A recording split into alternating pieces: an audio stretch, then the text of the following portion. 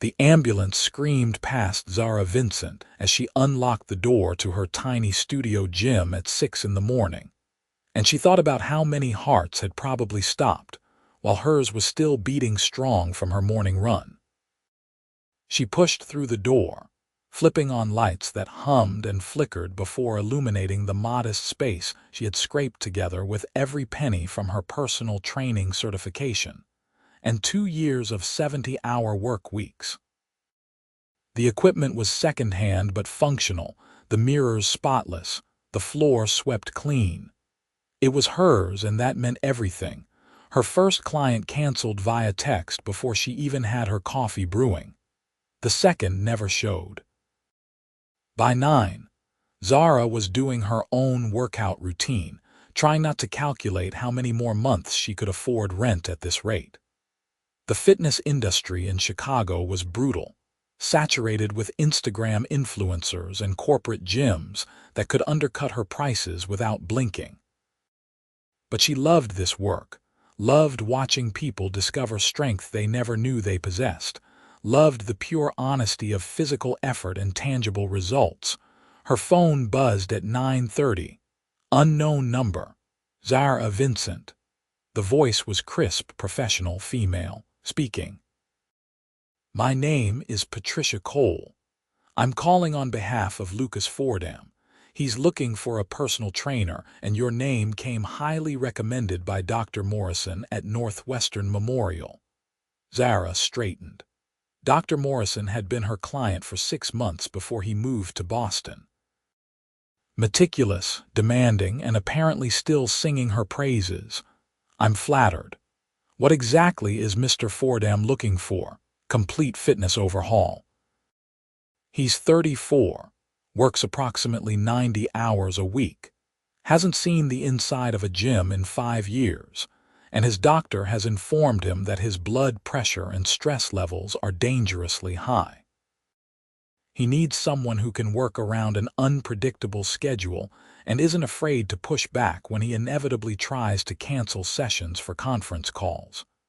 Zara felt a smile tug at her lips. "I can do that. What does Mr. Fordham do?" "He's the CEO of Fordham Maritime Solutions. They handle shipping logistics for about 40% of imports coming through the Great Lakes." A CEO, which meant money, which meant he could actually afford her rates, which meant she might make rent this month and next. When would he like to start? "Tomorrow morning, 5 a.m., at his private gym in his residence." "Is that acceptable?" 5 a.m. meant she would need to wake at 3:30 to make it to whatever probably enormous house this man lived in, but Zara didn't hesitate. "Absolutely. Send me the address and any medical information I should know about." "Perfect. One more thing, Miss Vincent. Lucas can be difficult. He's used to being the smartest person in the room and the one calling all the shots. Don't let him intimidate you. That's why we're hiring you instead of someone from one of the big gyms. We need someone who'll treat him like a client, not like a boss." After Patricia hung up, Zara stared at her phone. The address came through moments later. Lakeshore Drive. She Google mapped it and let out a low whistle. Not just Lakeshore Drive, but the building that looked like it had its own zip code. All glass and steel jutting into the sky with Lake Michigan glittering behind it. She spent the rest of the day reviewing everything she could find about Lucas Fordham. The business articles painted him as brilliant and ruthless, the kind of man who had taken his father's moderately successful shipping company and transformed it into a logistics empire worth hundreds of millions of dollars. There were photos from charity galas, always in an impeccable suit, always alone or with business associates. Never smiling, not really. His face was all sharp angles and intensity, dark hair always perfectly styled, blue eyes that seemed to look through the camera rather than at it. Handsome, if you liked the severe type. Zara preferred men who looked like they knew how to laugh. She went to bed at 8 p.m. and barely slept. When her alarm went off at 3:30, she was already awake, staring at the ceiling and running through training plans in her head. She dressed in her most professional athletic wear, black leggings and a fitted blue tank top with her gym's logo, pulled her dark curly hair into a high ponytail, and grabbed her bag of equipment. The building's lobby was all marble and modern art. The concierge called up to announce her, then directed her to a private elevator that required a key card. Patricia met her on the 32nd floor, a woman in her 50s with silver hair and an expression that suggested she had seen everything twice. "He's already in the gym," Patricia said, handing Zara a temporary access card. "Trying to get a head start on the workout by himself. I give it 10 minutes before he hurts something." The penthouse was exactly what Zara expected. Floor-to-ceiling windows, minimalist furniture that probably cost more than her car, and absolutely no personal touches anywhere. It looked like a hotel suite for someone who never planned to stay long. The gym was down a hallway, and Zara heard the whir of a treadmill before she opened the door. Lucas Fordham was running, or trying to, his form all wrong, his breathing labored and harsh. He wore gray shorts and a black t-shirt that was already soaked with sweat. Even from behind, she could see the tension in his shoulders, the way he pushed himself with pure stubborn will rather than any kind of technique. She watched for 30 seconds, timing his pace and his breathing pattern, then walked over and hit the emergency stop button. Lucas stumbled, caught himself on the rails, and turned to glare at her. Up close, he was more intimidating than his photos suggested. Taller, broader, and currently very angry. "Who the hell are you? Your personal trainer. Zara Vincent." "And you were about 30 seconds from either falling off that treadmill or having a heart attack, neither of which is a great way to start our working relationship." His jaw tightened. "I've been running for 20 minutes. I'm fine." "You've been running at an unsustainable pace with terrible form for 20 minutes. Your breathing is all over the place. Your shoulders are up by your ears, and your heels striking so hard I'm surprised you can still feel your knees. So no, you're not fine. You're a lawsuit waiting to happen. Get off the treadmill." For a moment, she thought he might argue. His blue eyes locked on hers, and she could practically see him calculating whether to pull rank and fire her on the spot. But then something shifted in his expression, surprise maybe, or possibly respect. He stepped off the treadmill.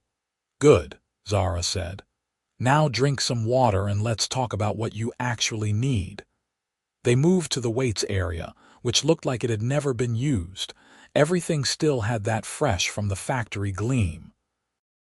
Lucas grabbed a water bottle and drank half of it in one go, still breathing too hard.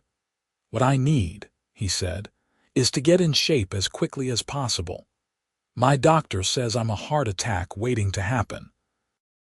I'm 34 years old and I can barely climb 3 flights of stairs without getting winded, so let's skip the gentle introduction and get to work." Zara set down her bag and pulled out her tablet. "How much do you sleep?" 5 hours, maybe 6. "How many meals do you eat sitting down?" He hesitated. Define sitting down. Sitting at a table, not in front of a computer, not during a meeting. 1 or 2 a week. Alcohol consumption. 2 or 3 drinks most nights. Entertaining clients, unwinding after work. Zara made notes, nodding. Exercise history. "I played football in college, offensive line. After graduation, I went straight into the business. There wasn't time for the gym." "That was 12 years ago. Your body isn't the same now. We're going to start from scratch and we're going to start slow." Lucas's expression darkened. "I don't have time for slow." "Then you don't have time for me." Zara met his eyes steadily. "Here's the truth, Mr. Fordham. You didn't get out of shape overnight and you won't get back in shape overnight. If I push you too hard too fast, you'll get injured, you'll burn out, or you'll have the heart attack your doctor is worried about. My job isn't to kill you with workouts that look impressive. My job is to build sustainable fitness that actually improves your health. So either trust me to do that, or find someone else who'll tell you what you want to hear." The silence stretched between them. Zara kept her expression neutral, even though her heart was pounding. She needed this job, needed it desperately, but she wouldn't compromise on this. She had watched too many people hurt themselves trying to do too much too soon. Finally, Lucas nodded once, sharp and decisive. "Fine. What's the plan?" Relief flooded through her, but she didn't let it show. "Today we assess. I need to see your mobility, your strength, your cardiovascular baseline. No ego, no pushing through pain, just honest effort. Can you do that?" "Yes." They spent the next hour working through assessments. Zara had him do bodyweight squats, push-ups, planks, watched him move through stretches and mobility exercises. She noted everything on her tablet, keeping her expression professional even as she grew more concerned. Lucas Fordham was in worse shape than she had expected. His hip flexors were so tight he could barely get to parallel in a squat. His shoulders were rounded forward from years of sitting at a desk. His core strength was almost non-existent, but he didn't quit. Even when she could see the frustration in his face, even when exercises that should have been simple clearly weren't, he kept going. There was something admirable in that stubborn determination, even if it was also the thing that would get him hurt if she wasn't careful. "Okay," she said finally. "That's enough for today." Lucas was sitting on the floor, stretching his hamstrings with visible difficulty. "We barely did anything. We did exactly enough. Tomorrow we'll start building a foundation. Today was about information." She saved her notes and looked at him seriously. "Mr. Fordham, I'm going to be blunt. You're in bad shape. Not unfixable, not even close, but worse than you probably realized. This is going to take months of consistent work, and it's going to require changes outside the gym too. Sleep, nutrition, stress management. I don't have time for, then make time, or accept that you're going to die young." Zara's voice was sharp. "I'm not here to make you feel good about choices that are killing you. I'm here to help you get healthy, but I can't do it alone." Lucas stared at her, and for the first time she saw something other than arrogance or frustration in his expression. He looked tired, bone-deep exhausted in a way that had nothing to do with the workout. "Okay," he said quietly. "Tell me what to do." They talked for another 20 minutes. Zara outlined a sleep schedule, a basic nutrition plan, and made him promise to limit alcohol to weekends only. She scheduled their next session for the following morning, same time, and gave him a list of stretches to do before bed. When she left, the sun was just starting to rise over Lake Michigan, turning the water gold and pink. Patricia was waiting by the elevator. "How did it go?" the older woman asked. "He's stubborn and used to getting his own way, but he's coachable. We'll see if he actually follows through." Patricia smiled, the first real warmth Zara had seen from her. "He will. Lucas doesn't do anything halfway. Once he commits, he's all in." She paused. "Thank you for being honest with him. Most people are too afraid to tell him the truth." Zara rode the elevator down, her mind already spinning with programming ideas and progression plans. She didn't let herself think about the way Lucas had looked at her in those last few minutes, something raw and almost vulnerable in his eyes. He was a client. A very wealthy client who could keep her business afloat. That was all. The next 3 weeks fell into a rhythm. Every morning at 5 a.m., Zara arrived at Lucas's penthouse. Every morning, he was already awake, usually having been up for an hour dealing with international shipping schedules and time zone differences. They worked through carefully planned progressions, building strength and mobility, gradually increasing his cardiovascular capacity. Lucas was a difficult client in some ways. He pushed too hard, tried to skip rest days, argued about exercise selection. But he was also dedicated in a way that most of her clients weren't. He never missed a session. He followed her nutrition guidelines almost perfectly. He even started sleeping 6 hours a night, which Patricia informed Zara was practically a miracle. And slowly, Zara started to see changes. His squat got deeper. His push-ups got stronger. The permanent tension in his shoulders began to ease. He started breathing easier during cardio work. They talked during sessions, short conversations in between sets. Zara learned that Lucas had taken over the family company when his father had a stroke 5 years ago, that he had turned down a job at a prestigious consulting firm to do it, that he loved the work even as it consumed him. Lucas learned that Zara had played college basketball before a knee injury ended her athletic career, that she had worked 3 jobs to pay for her training certification, that her tiny gym was her whole world. "Why personal training?" Lucas asked one morning in the 4th week. They were doing a circuit, and he was resting between rounds, actually following the prescribed rest period for once. Zara considered the question. "I like helping people get strong, not just physically but mentally. There's something about pushing through a hard workout that translates to the rest of your life. You learn that you can do difficult things, that discomfort isn't the same as injury, that consistency matters more than intensity. Is that what you're teaching me?" There was something different in his voice, not quite teasing but lighter than usual. "Every day." She checked her timer. "And speaking of which, rest period is over. Let's go." He groaned but got up, moving into the next exercise with better form than he'd had a month ago. Zara watched, made small corrections, and tried to ignore the way her pulse jumped when his hand brushed hers as she adjusted his grip on the kettlebell. Professional. He was a client. That was all. But then came the morning everything shifted. Zara arrived at 5 a.m. to find the penthouse dark. No lights on in the gym, no Lucas already warming up. Patricia wasn't there either, which was unusual. Zara used her key card, suddenly uncertain. "Mr. Fordham," she called out. No answer. She walked through the silent penthouse, past the sterile living room and the kitchen that looked like it belonged in a magazine. She should leave. This was definitely overstepping, but something felt wrong. She found Lucas in his home office, slumped over his desk, surrounded by papers and empty coffee cups. For one terrifying moment, she thought he was unconscious. Then he shifted, and she realized he was asleep. "Lucas."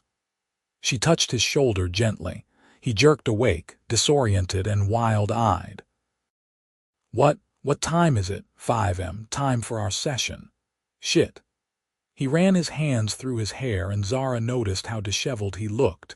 His dress shirt was wrinkled, his jaw shadowed with stubble. "I must have fallen asleep. I was working on the Singapore contracts, and we had issues with the customs documentation, and—" "When did you last sleep?" "Actually sleep in a bed?" He hesitated too long. "Lucas." 36 hours, maybe." Zara felt anger flash through her. "Absolutely not. We're not training today." "We have to. I've been consistent. I can't break the streak. You're exhausted. Training in this state is dangerous and stupid, and I won't be responsible for you getting hurt." She crossed her arms. "Go to bed." "I have a 7 a.m. call with—" "Cancel it." His eyes flashed. "I can't just cancel." "Yes, you can. You're the CEO. You're allowed to take care of yourself." Zara moved closer, her voice softening. "Lucas, you hired me to help you get healthy. That means more than just the workouts. It means rest and recovery. It means not working yourself into the ground. So please, just this once, trust me and go to bed." Something in his expression crumbled. He looked young suddenly, vulnerable, and Zara felt her heart twist. "I don't know how to stop," he said quietly. "The business, it's always moving, always demanding. If I take my foot off the gas for even a moment." The world won't end, I promise. She took a breath. 3 hours, sleep for 3 hours. I'll wake you up at 8 and you can take your call then. Patricia can reschedule anything before that. Lucas looked at her for a long moment, and Zara saw the internal struggle playing out across his face. Finally, he nodded. Okay. She walked him to his bedroom, trying not to notice how personal this felt, how intimate. The room was as impersonal as the rest of the penthouse, all clean lines and neutral colors. Lucas sat on the edge of the bed, suddenly looking unsure. "Will you stay?" he asked. "Just until I fall asleep. I know that's weird, but I'm afraid if I'm alone, I'll just get back up and work." Zara knew she should say no. This was crossing a line, blurring the professional boundaries she had been so careful to maintain. But the look in his eyes was so raw, so honest, that she found herself nodding. "Just until you fall asleep." Lucas lay down, still fully dressed, and closed his eyes. Zara sat in the chair by the window, watching the sun rise over the lake. She could hear his breathing gradually slow and deepen. It took less than 5 minutes before he was fully asleep. She should leave. She had stayed until he fell asleep, just like she promised. But instead, she found herself watching him, noticing things she had been carefully not noticing for weeks.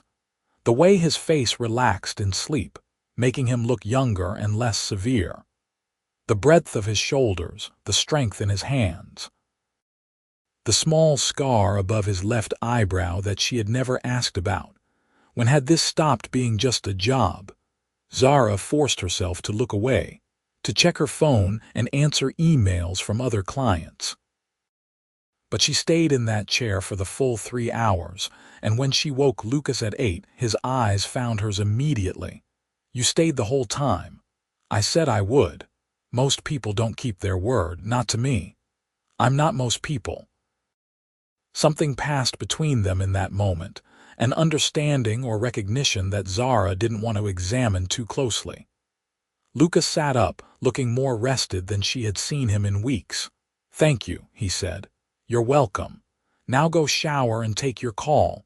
And Lucas, tonight you sleep a full 8 hours or I'm quitting." The corner of his mouth quirked up. It wasn't quite a smile, but it was close. "Yes, madam." After that morning, something changed between them. The conversations during workouts got longer, more personal. Lucas asked about her life. Really asked, listening to her answers with the same intense focus he brought to everything. Zara learned about his mother, who had died when he was 15, about the pressure of living up to his father's legacy, about the loneliness of being responsible for hundreds of employees and millions of dollars in contracts.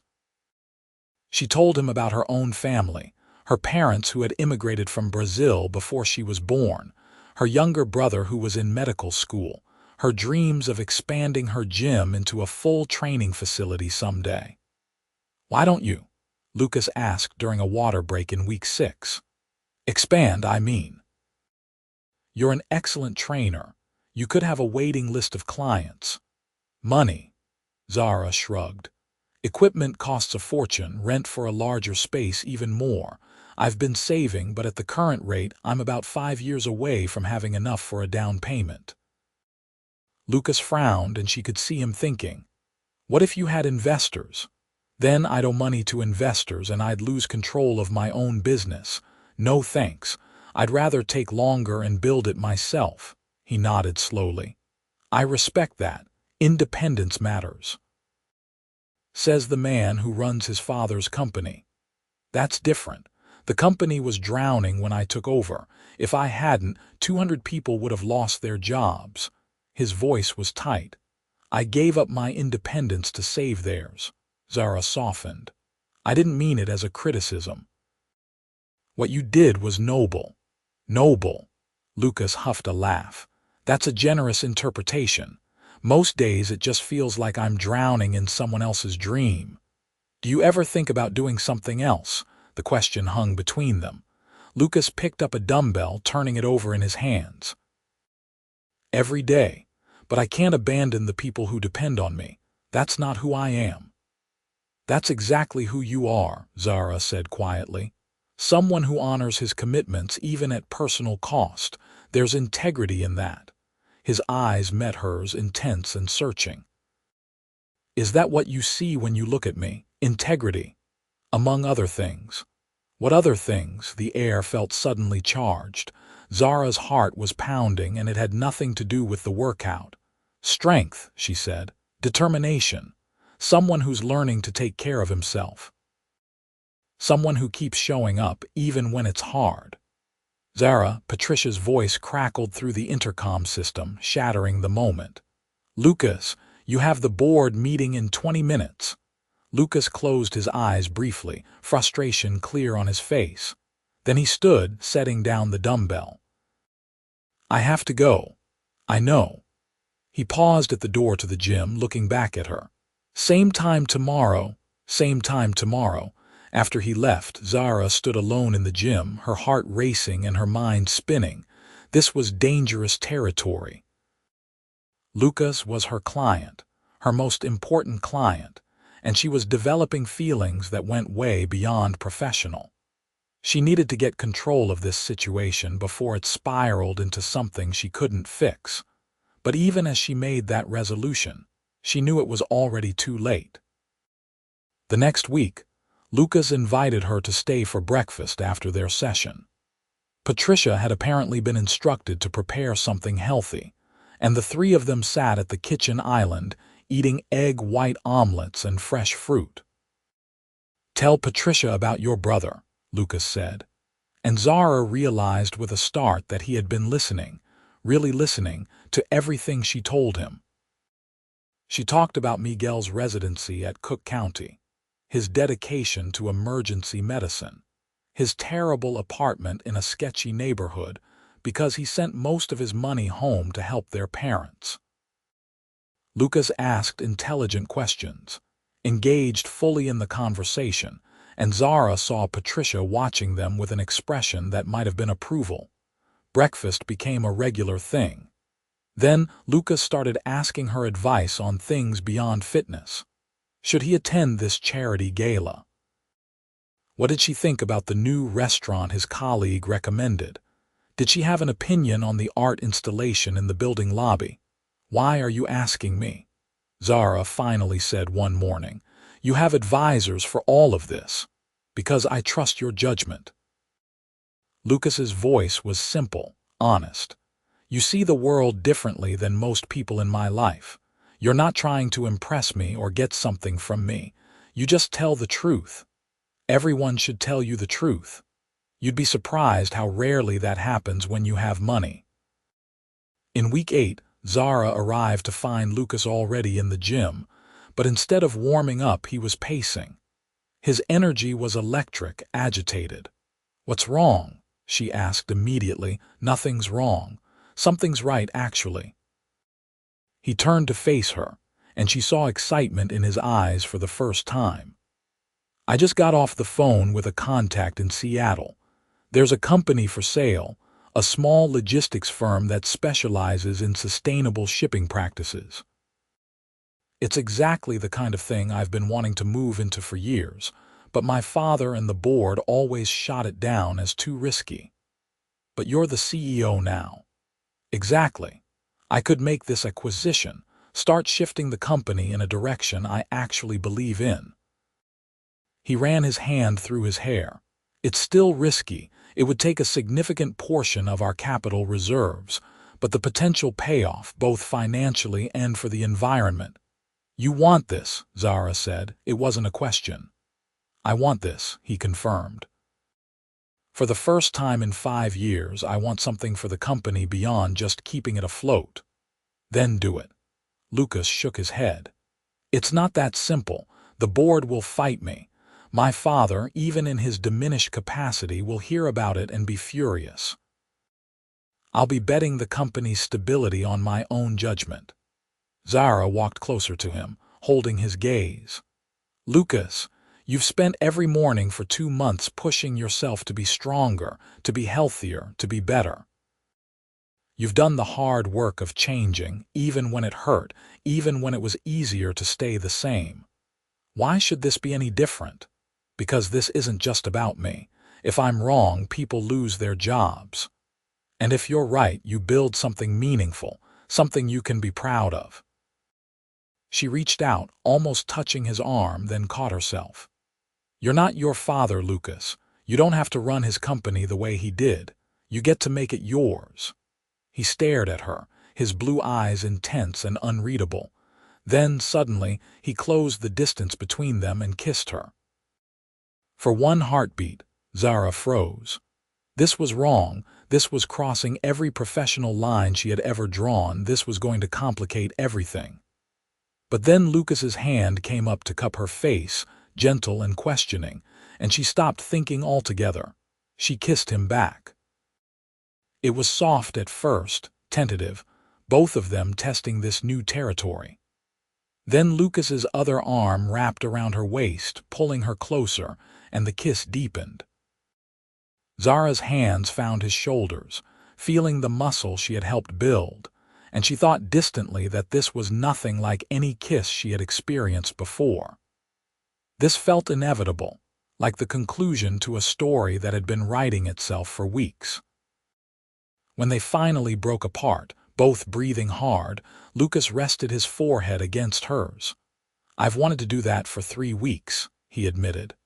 "Why didn't you?" "Because you're my trainer. Because I didn't want to be another rich guy who hits on the woman he employs. Because I was terrified you'd say no." He pulled back enough to meet her eyes. "Was I wrong to kiss you?" Zara's heart was pounding so hard she could barely hear her own thoughts. "Ask me again when I'm not technically on the clock." A real smile broke across Lucas's face, transforming him from severe to absolutely devastating. "Have dinner with me tonight. Lucas, please. Not as my trainer. As a woman I'm incredibly attracted to and desperately want to know better. Let me take you to dinner." She should say no. This was complicated and messy and could destroy the professional relationship she had worked so hard to build. But when she looked at Lucas, at the hope and vulnerability in his expression, she found herself nodding. "Okay, but somewhere low-key. I don't own anything fancy enough for the places you probably go. I'll pick you up at 7, wear whatever you want. You're beautiful in everything." The words sent warmth flooding through her. "We should still work out." "Right, the workout." Lucas laughed, the sound rusty but genuine. "I don't think I can concentrate on form right now." "Try." They made it through the session, though Zara had to correct his form more than usual, and she caught him watching her with an expression that made her skin heat. When she left, her mind was racing. She had just agreed to date a client. Not just any client, but Lucas Fordham, CEO and Millionaire. A man so far out of her league it would be funny if it wasn't terrifying. She called her best friend Emma during her lunch break, sitting in her tiny office at the gym and trying not to panic. "Let me get this straight," Emma said after Zara explained everything. "The hot, rich guy you've been training asked you out and you're freaking out about it. What's the problem?" "The problem is he's my client, Em. This is completely unprofessional. So stop being his trainer." "I can't afford to lose the income." "Then keep training him and also date him. You're both adults. You can handle it." Emma's voice softened. "Z, you've been alone for 2 years since the jackass. You deserve something good. And from everything you've told me, this Lucas guy seems pretty great." "He is," Zara admitted. "That's what scares me. What if this goes badly? What if he realizes I don't fit into his world? What if it goes amazingly and you end up happy? Stop catastrophizing and just see what happens." Easier said than done, but Zara tried to take the advice to heart. She went home and stared at her closet, which was full of workout clothes and not much else. Finally, she settled on dark jeans and a green sweater that Emma had bought her last Christmas, claiming it brought out her eyes. She left her hair down in its natural curls and kept her makeup simple. Lucas arrived at exactly 7, driving himself instead of sending a car, which surprised her. He wore jeans and a navy button-down with the sleeves rolled up, more casual than she had ever seen him. "You look beautiful," he said when she opened the door. "So do you. Handsome, I mean." Zara felt her cheeks heat. He grinned, and she realized she had never seen him this relaxed. "Where do you live? I should properly pick you up. You're already here." She gestured to her studio apartment, one room that served as bedroom, living room, and office, with a tiny kitchenette and a bathroom barely big enough to turn around in. "This is it." Lucas looked around, and Zara braced herself for judgment. But when he spoke, his voice was thoughtful. "It's honest. Everything here is exactly what it needs to be and nothing more. I like it. It's a shoebox. It's yours. That makes it valuable." They went to a small Italian restaurant in Zara's neighborhood, nothing fancy but with incredible food and a warm, lived-in atmosphere. Lucas insisted she order whatever she wanted, then proceeded to ask her opinion on half the menu because he wanted to try everything. "How have you lived in Chicago for your entire life and never had real Italian beef?" Zara demanded. "I've had Italian beef. From the corporate lunch place near the office." "That doesn't count. That's not even food." She flagged down their waiter and ordered a sandwich to share, along with pasta for herself and risotto for Lucas. The food was incredible, and watching Lucas discover flavors he had been missing was unexpectedly delightful. He ate with the same intensity he brought to everything, fully present and engaged. "Tell me something about you that I don't know," Zara said over tiramisu. "Something not related to business or fitness." Lucas thought about it, his expression turning reflective. "I wanted to be a teacher when I was young, high school English. I loved analyzing literature, finding the deeper meanings in stories. I even did my undergrad degree in literature before getting my MBA. What stopped you? My mother died and my father needed me. The business needed me. Teaching felt like a luxury I couldn't afford." He smiled, but it didn't reach his eyes. "What about you? If you weren't a trainer, what would you be?" "A physical therapist, probably." "Same basic idea, helping people with their bodies, but more medical. I like the immediate results of training, though. The way someone's face lights up when they do a pull-up for the first time or when they realize they can run a mile without stopping." She paused. "I like being part of people's victories." "You've been part of mine," Lucas said quietly. "Not just physically. You've made me remember that there's more to life than spreadsheets and conference calls. You've made me want to be better. You were always good, Lucas. You just forgot to take care of yourself." His hand found hers across the table. "Thank you for reminding me." They talked until the restaurant was closing, until the staff was giving them pointed looks and stacking chairs. Lucas paid the bill despite Zara's protests and walked her back to her apartment building. "I should let you get some rest," he said, standing close in the doorway. "Early session tomorrow." "About that." Zara took a breath. "Maybe we should skip tomorrow's session, figure out what this is before we try to navigate training and dating at the same time. Or," Lucas said, "we could do both. I don't want to stop training with you, Zara.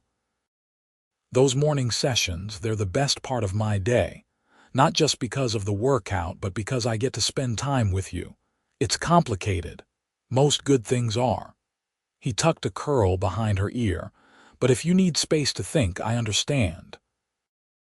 Zara surprised herself by shaking her head. "No, we'll figure it out. Same time tomorrow." Lucas kissed her goodnight, soft and sweet, and Zara floated up to her apartment in a daze. She, Zara Vincent, was dating Lucas Fordham.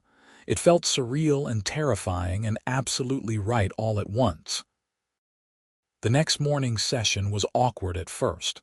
Both of them were hyper-aware of each other, the memory of kissing hovering between them.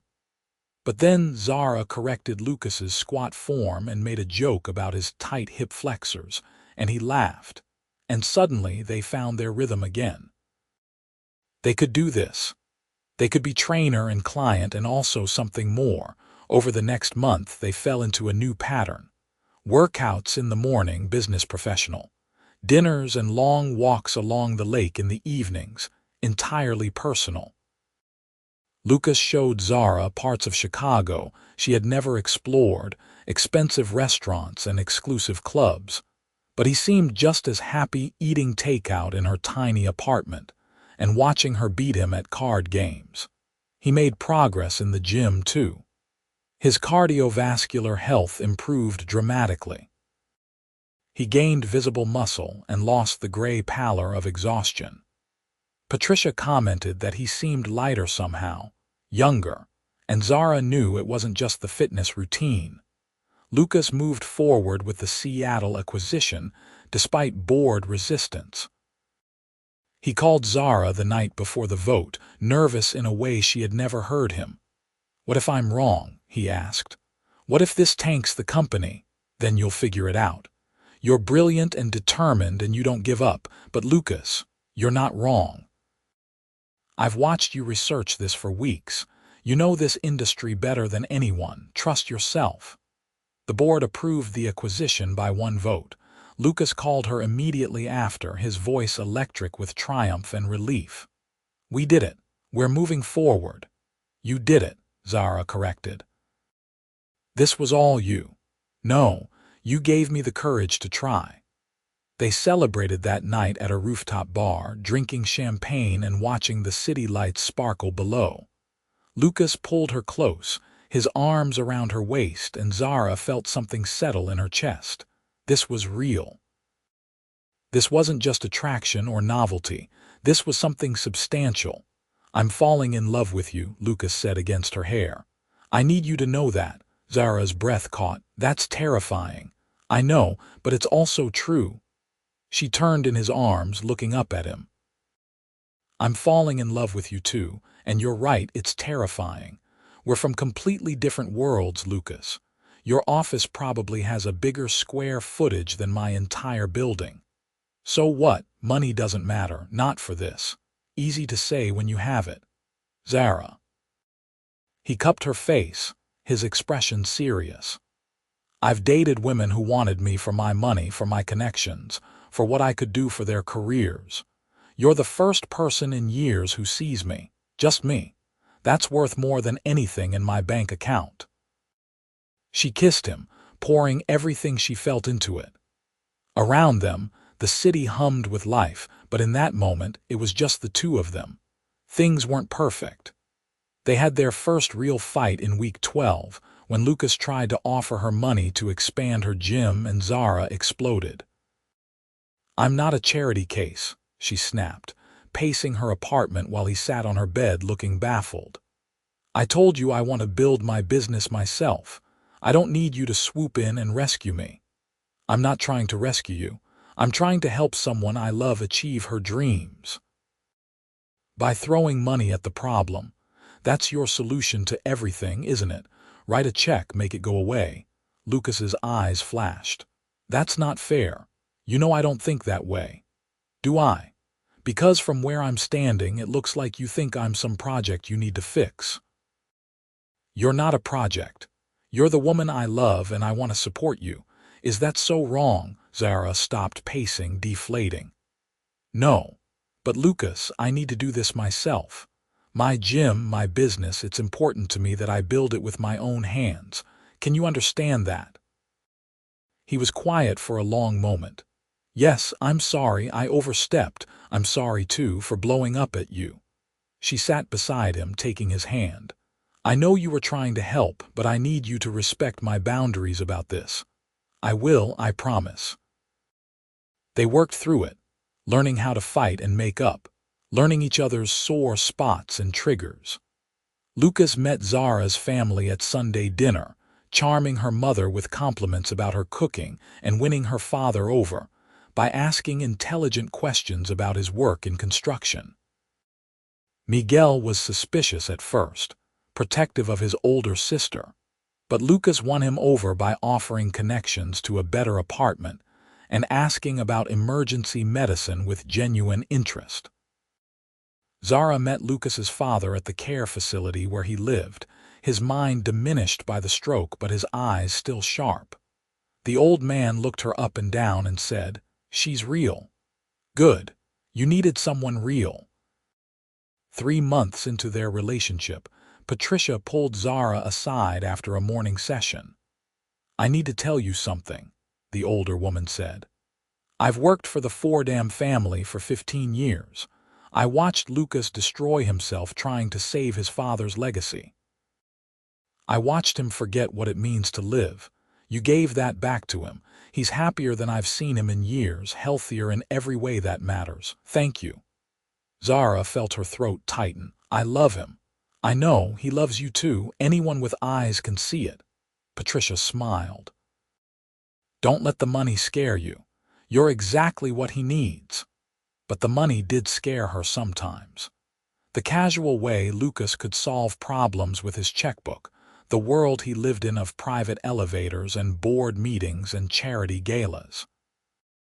Zara attended one of those galas with him, wearing a dress he had insisted on buying her because she literally owned nothing appropriate, and she spent the whole night feeling like an imposter. "You're miserable," Lucas said finally, pulling her onto a balcony away from the crowd. "We can leave. You're supposed to be networking. I'm supposed to be with you." He looked at her seriously. "I hate these things too, for what it's worth. The fake conversations, the posturing. I'd rather be eating pizza in your apartment." "Really? Really?" "This world, it's part of my job, but it's not who I am. You know who I am. You see me every morning when I'm sweating through brutal workouts and complaining about burpees. That's the real me." Zara felt something ease in her chest. "I like that version of you." "Good. Because that's the only version I want to be with you." They left the gala early and got street tacos from a food truck, eating them sitting on a bench overlooking the lake, still in their fancy clothes. Lucas got salsa on his tuxedo shirt and didn't even care, and Zara thought that maybe they could make this work after all. 6 months in, Lucas had transformed physically. He had visible muscle definition, his cardiovascular health was excellent, and his doctor pronounced him in better shape than men half his age. But more than that, he had transformed mentally. He smiled more, laughed easily, took Sundays off to spend with Zara. He delegated more at work, trusting his team instead of trying to do everything himself. "I've been thinking," he said one Sunday morning. They were in his penthouse, making breakfast together, which had become their routine. "Maybe I should hire a new trainer. Someone to take over the fitness programming so we can just be together without the complication." Zara paused in cracking eggs. "Is that what you want?" "I want you without complications. I want to wake up next to you and not have to pretend to be your client first and your boyfriend second." "Lucas, those morning sessions, they're important to me too. They're where we started. They're our time." He came up behind her, wrapping his arms around her waist. "So we keep them. But I pay someone else to program the workouts, and you're just there because you want to be, not because I'm employing you. You're still going to be paying me for my other clients, though. I work for you, technically. Then quit. Come work for me officially at the company. Head of wellness programs for all our employees." He must have felt her stiffen because he quickly added, "Or don't. Keep your gym. I'm not trying to control you, Zara. I'm just trying to figure out how we make this less complicated." Zara turned in his arms. "What if I like it complicated? What if I like being the person who pushes you in the gym and also the person you come home to? We're not traditional, Lucas. We never have been. Maybe that's okay." He searched her face. "You're sure?" "I'm sure, but I appreciate you trying to make things easier." She kissed him softly. "Now finish making breakfast before the eggs burn." That afternoon, Lucas took her to see a property. It was a warehouse space in a transitioning neighborhood, all high ceilings and industrial charm. "It's for sale," he said. "I thought it might work for your gym expansion." "Lucas, I told you, I'm not offering to buy it. I'm just showing it to you. Because I know this is your dream, and when I saw this space, I immediately thought of you. What you could build here, the community you could create." He took her hand. "I respect that you want to do this yourself. I'm just trying to be supportive." Zara walked through the space, her mind already redesigning it. Equipment here, office space there, maybe a yoga studio in the back corner. It was perfect. It was also probably way out of her price range. "I'll think about it," she said finally. "Thank you for showing me." But Lucas's gesture had planted a seed. That night, Zara did the math. With her current savings and a reasonable business loan, she could maybe, possibly, afford it. It would be tight, and it would require taking on debt she had always been afraid of, but it was achievable. She spent 2 weeks researching, planning, running numbers. When she finally approached the bank for a loan, she brought a comprehensive business plan and 3 years of financial projections. The loan officer was impressed, but hesitant about the size of the loan relative to her current income. "If you had a co-signer," the woman said, "someone with significant assets, it would make approval much easier." Zara shook her head. "I need to do this on my own." But the rejection stung. She was sitting in her apartment that night, staring at her laptop and trying not to cry, when Lucas let himself in with the key she had given him. "Hey," he said, immediately sensing her mood. "What's wrong?" She told him about the bank, about the loan officer's hesitation, about how close she was and yet how far. Lucas listened without interrupting, and when she finished, he was quiet for a long moment. "Let me co-sign," he said finally. "No, Zara, this is just paperwork. You'd still be paying back the loan with your own money, building the business with your own effort. I'd just be providing security to make the bank comfortable. And if something goes wrong, you'd be on the hook for hundreds of thousands of dollars. Then don't let anything go wrong." He smiled gently. "I believe in you, let me prove it." Zara wanted to say no. Every independent bone in her body demanded she refuse, but she looked at Lucas, at the sincerity in his eyes, and realized that maybe accepting help wasn't weakness. Maybe it was just love.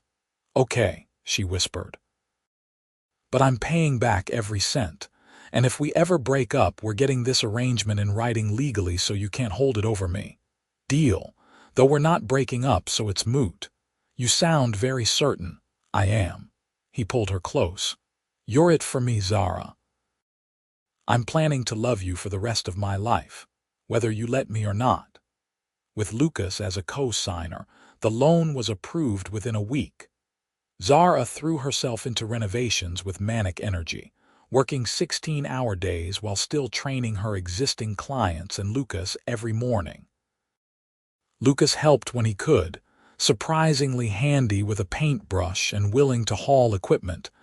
Emma came by to inspect the progress and cornered Zara in what would eventually be the office. "You're going to marry him," Emma said. "It wasn't a question." "Maybe. Eventually." "We haven't talked about it." "You should. That man is head over heels for you, and you light up like a Christmas tree whenever he walks in a room. Don't waste time being scared." The new gym opened on a Saturday morning 8 months after Zara and Lucas started dating. The space was beautiful, all exposed brick and gleaming equipment, with a small yoga studio, 2 private training rooms, and a real office with a door that closed. Lucas had sent flowers, huge arrangements that made the front desk look like a garden, with a card that said, "Proud of you. Always." The grand opening was packed. Zara's existing clients came to show support, plus curious people from the neighborhood, plus Zara's entire family. Lucas stayed in the background, clearly trying not to overshadow her moment, but Zara pulled him forward when she gave her thank you speech. I couldn't have done this without a lot of people, she said. My family, my friends, my clients who believed in me. But especially, I need to thank Lucas Fordham, who co-signed my business loan and who has supported me every step of the way. He taught me that accepting help isn't the same as giving up independence. Thank you. The applause was warm and Lucas squeezed her hand. Later, after everyone had left and they were alone in the empty gym, he pulled her close. I'm so proud of you, he murmured against her hair. This is incredible. It's terrifying. What if I can't make the loan payments? What if nobody signs up for memberships? Then we'll figure it out. But Zara, you're an amazing trainer. People are going to line up to work with you. He pulled back to look at her. I have something for you. He handed her a small box and Zara's heart jumped. But when she opened it, instead of a ring, she found keys. What are these? Keys to your apartment. The bigger one on the north side that just came available in my building. He rushed on before she could protest. The rent is the same as what you're paying now. I checked with the building manager. But it's twice the size and has an actual bedroom separate from the living area and a kitchen you can cook in. I thought, with the new gym taking up so much of your time, maybe you'd want to live closer to my place. So we could see each other more easily. Zara stared at the keys. You got me an apartment in your building. I facilitated you getting an apartment in my building, if you want it. If you don't, that's fine too. I just thought it might be nice. We could have breakfast together every morning, not just when you're training me. And the commute to your new gym is actually shorter from there. Lucas. She didn't know what to say. It was generous and thoughtful and also maybe moving too fast. They had been dating for 8 months. Was that long enough to be living in the same building, just an elevator ride apart? But when she looked at Lucas, at the hope and nervousness in his eyes, she realized it didn't matter what timeline they were supposed to be on. They made their own rules. Yes, she said, I want it. His smile was blinding. Yeah, but you're helping me move, all my stuff, even the heavy boxes. Deal. Moving into the new apartment felt like a new chapter. The space was beautiful, all windows and natural light with a view of the lake that took Zara's breath away. Lucas helped her move along with Miguel and Emma, and by the end of the day her belongings looked lost in all the space. You need more furniture, Lucas observed. I need more everything. This place is 3 times bigger than my studio. We could go shopping tomorrow if you want. Make it feel like home. Zara raised an eyebrow. Lucas had the grace to look sheepish. I may have been assuming I'd be spending a lot of time here. You have a penthouse 3 floors up. I know, but this feels more like a home than my place does. It has your energy in it. He wrapped his arms around her from behind, both of them looking out at the lake view. I like the idea of you being this close. I like knowing I could see you anytime. Is that weird? A little, but I like it too. Zara leaned back against him. Fair warning, though, I'm a terrible roommate.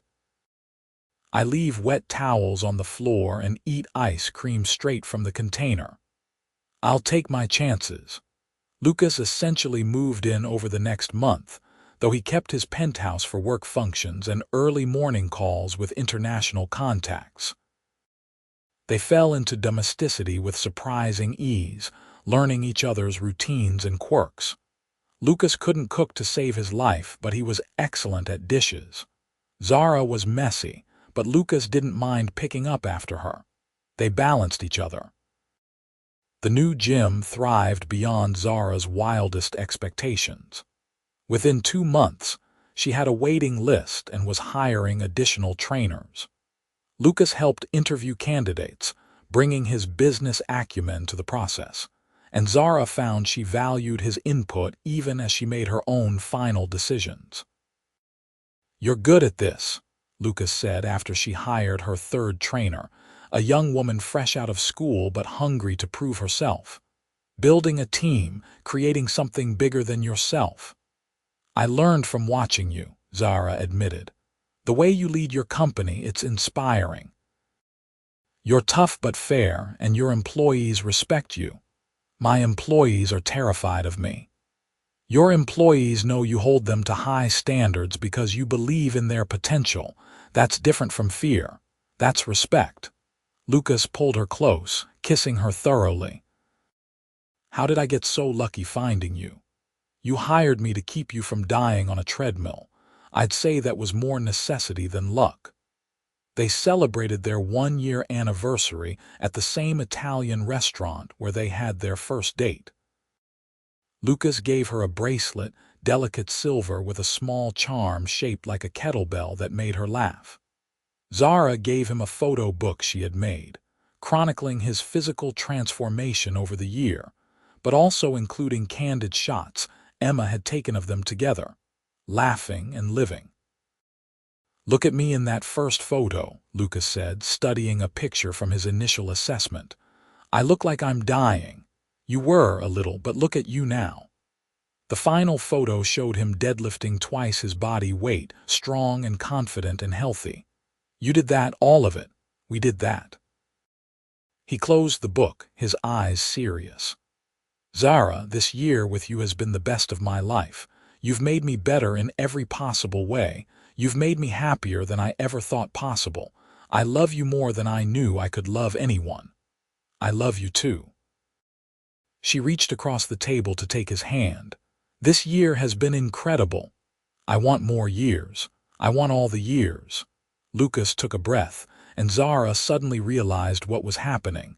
He pulled a small box from his pocket and her heart stopped. "Zara Vincent, will you marry me?" He opened the box, revealing a ring that was perfect. Not ostentatious or oversized, but elegant and beautiful, with a single diamond in a simple setting. Zara stared at it, her mind racing. They had been together 1 year. They had moved fast, lived together in all but name, built their lives around each other. Was it too soon? Would people think she was marrying him for his money? But when she looked at Lucas, at the love and hope and slight terror in his eyes, none of that mattered. She knew him, knew his heart, knew that he saw her clearly and loved her anyway, knew that she felt the same. "Yes," she said, her voice breaking. "Yes, I'll marry you." Lucas's hands shook slightly as he slid the ring on her finger. Then he was out of his chair and pulling her up, kissing her like she was oxygen and he had been drowning. Around them, other diners applauded, but Zara barely noticed. She was engaged. She was going to marry Lucas Fordham, and it felt exactly right.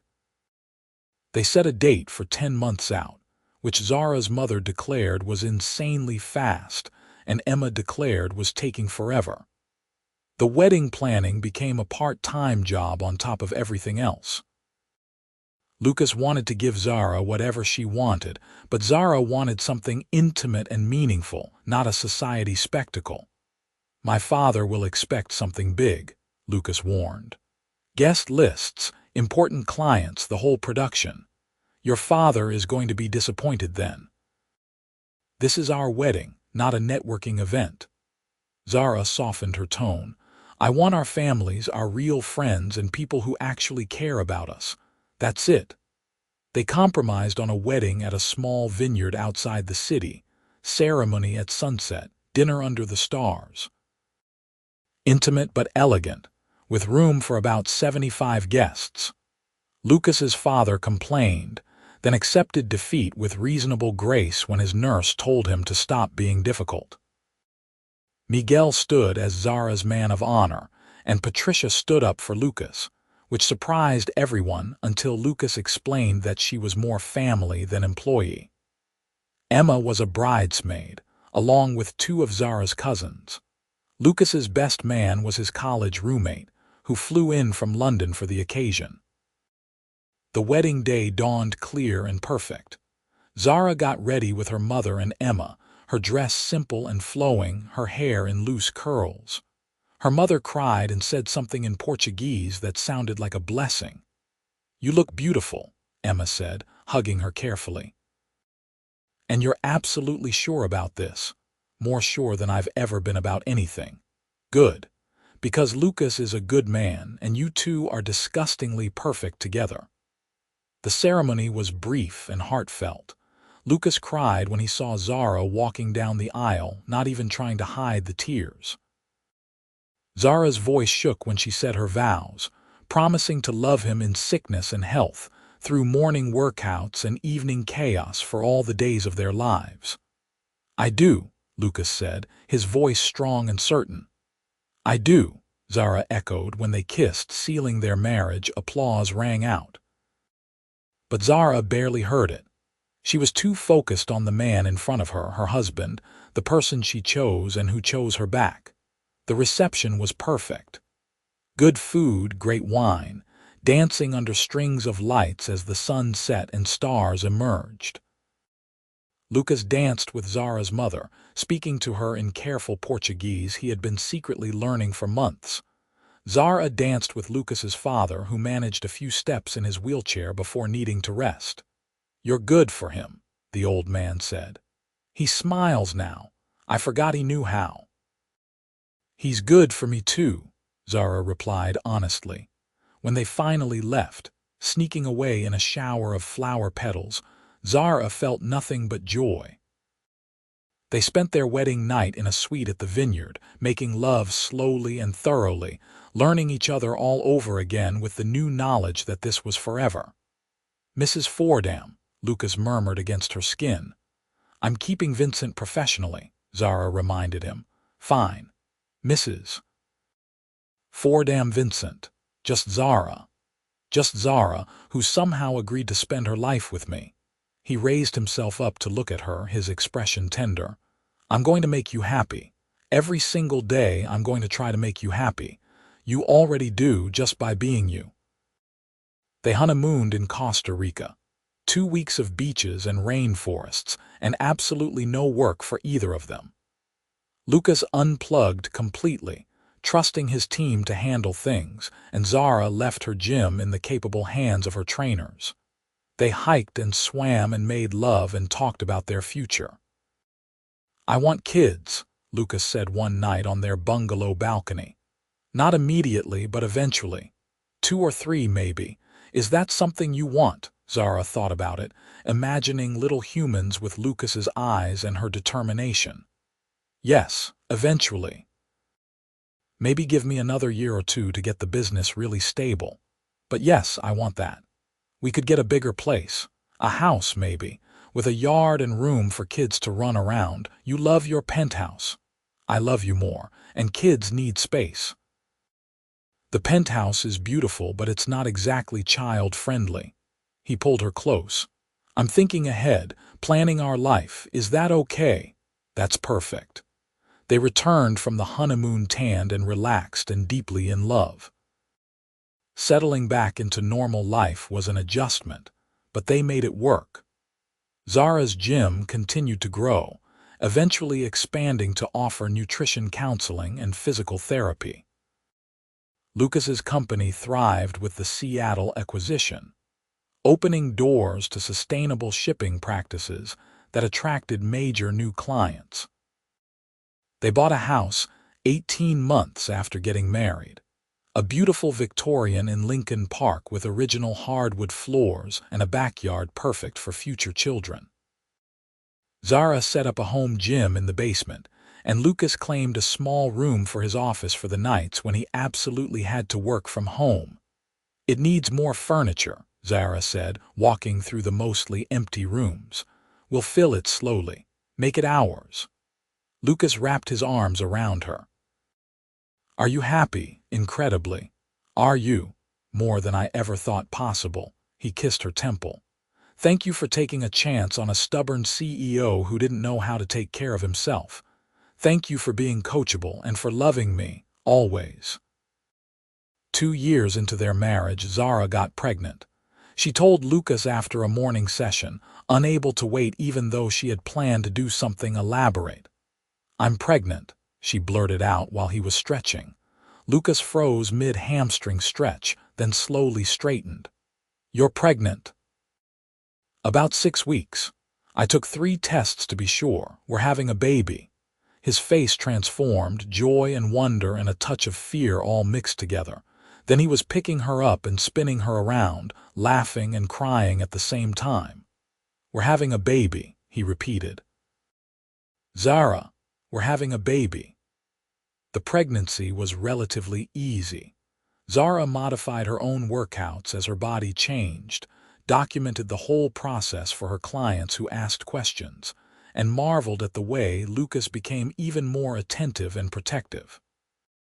He came to every doctor's appointment, asked a million questions, and read approximately 30 books on parenting.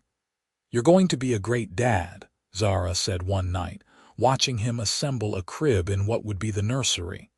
"I'm terrified I'll mess it up." "You won't. You're steady and strong and you love fiercely. That's what matters." Their daughter was born on a Tuesday morning in October, 7 pounds and absolutely perfect. They named her Sophia after Lucas's mother, and she had Zara's dark curls and Lucas's blue eyes. Lucas cried when he held her for the first time, this tiny person who was half him and half Zara and entirely her own being. "Hello, Sophia," he whispered. "I'm your dad. I'm going to love you so much." Zara watched them together, her husband and her daughter, and felt her heart expand in ways she hadn't known were possible. This was her family. This was her life, and it was more beautiful than anything she had ever imagined. The first few months of parenthood were exhausting and wonderful in equal measure. Lucas took paternity leave, his first real vacation from work in his entire adult life, and threw himself into fatherhood with the same intensity he brought to everything. He learned to change diapers and give bottles and soothe Sophia when she cried at 3 a.m. "I never knew I could function on this little sleep," Lucas said one morning, looking bleary-eyed but happy. "Welcome to my world," Zara replied. "Though at least now you understand why my 5 a.m. sessions were always so early. This is nothing compared to training schedule sleep deprivation." They adjusted, found their rhythm as parents. Zara went back to the gym part-time after 3 months, trusting her team to handle things when she couldn't be there. Lucas cut back his hours at work, delegating more and prioritizing family time. Sophia thrived, hitting all her milestones and developing a personality that was equal parts stubborn and sweet. On Sophia's first birthday, they threw a party in their backyard.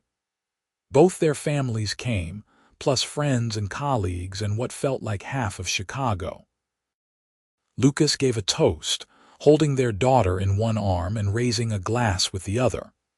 "3 years ago," he said, "I hired a personal trainer because my doctor told me I was going to die young if I didn't get my act together.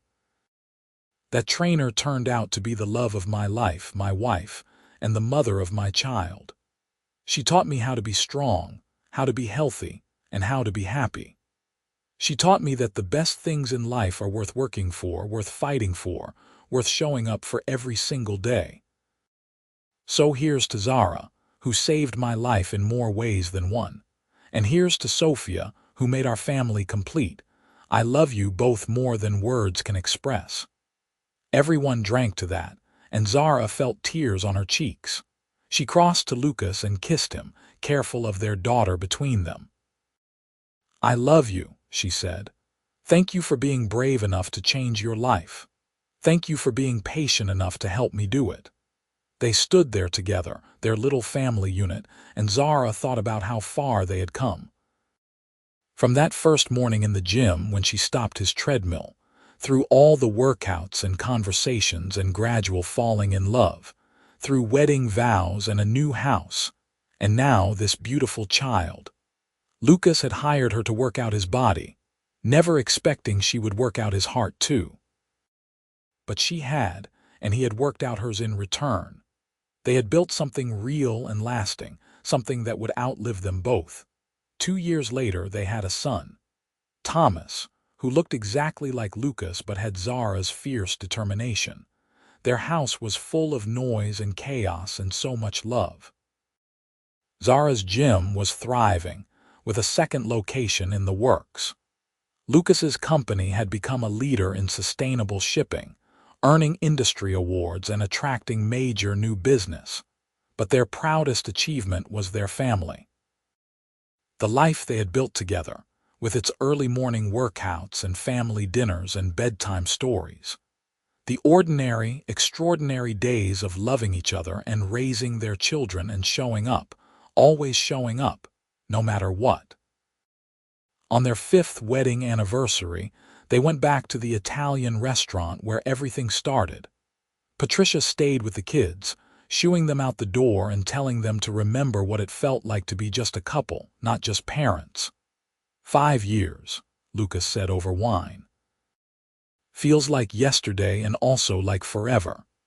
Good forever or bad forever, the best forever. He reached across the table for her hand. You know what I was thinking about today? That first morning when you stopped my treadmill and told me I was doing everything wrong. I was so angry. I wanted to fire you on the spot. I remember. You looked like you wanted to murder me. But you didn't back down. You told me the truth, even when it was hard to hear. That's who you are, Zara. You don't let people settle for less than they can be. You push and challenge and believe, even when the other person doesn't believe in themselves yet. His eyes were bright with emotion. You saw something in me I had forgotten was there. You reminded me that I was more than just a CEO, more than just the guy keeping his father's company afloat. You reminded me I was human. Lucas. Zara's voice was thick with tears. I'm not done. These 5 years with you have been the happiest of my life. Watching you build your business, become a mother, become the woman you were always meant to be, it's been an honor. And I want 50 more years just like these. I want to grow old with you, watch our kids grow up, maybe get some grandkids eventually. I want every morning workout and every evening chaos and every quiet moment in between. I want it all, as long as it's with you. Zara was definitely crying now. I want that too, all of it. Forever. They kissed across the table, tasting wine and tears and promise. Around them, life continued, the restaurant humming with conversation and laughter. But in that moment, it was just them, the way it had been from the very beginning.